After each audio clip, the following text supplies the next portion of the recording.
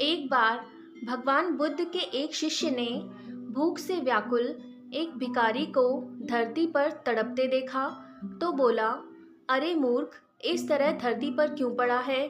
भगवान तथागत की शरण में चल, तेरे मन को शांति मिलेगी। उनके उपदेश से तेरी अज्ञानता दूर होगी, कलेश मिट जाएंगे। पर भिक्षु की बात मानो उस भिखारी ने सुनी ही नहीं।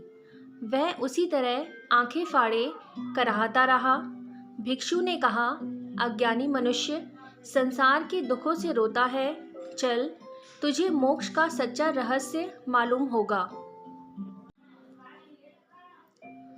अब भी भिखारी उसी तरह छटपटाता रहा।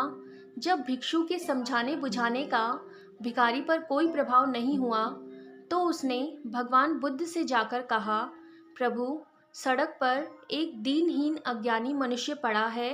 वह भव संकटों से तड़प रहा है।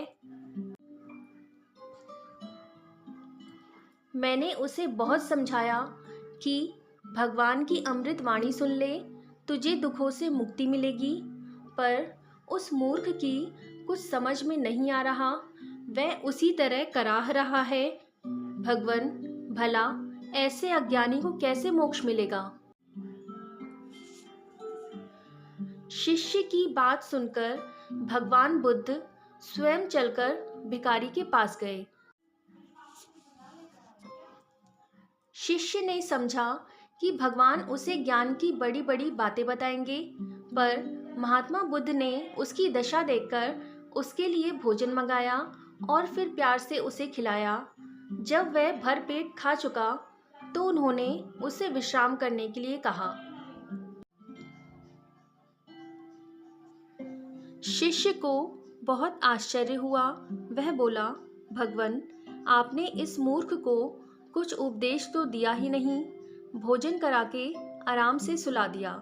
भला ऐसे जीव उद्धार कैसे होगा? भगवान बुद्ध मुस्कुराए।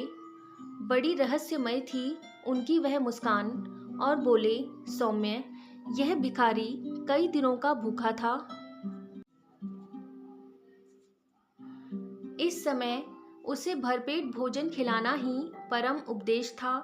भूखा मरता मनुष्य भला धर्म का क्या पालन करेगा? भूखे को भोजन कराना ही सबसे पहला और बड़ा धर्म है। जब वह स्वस्थ हो लेगा तभी तो ज्ञान और धर्म की बातें सुने समझेगा।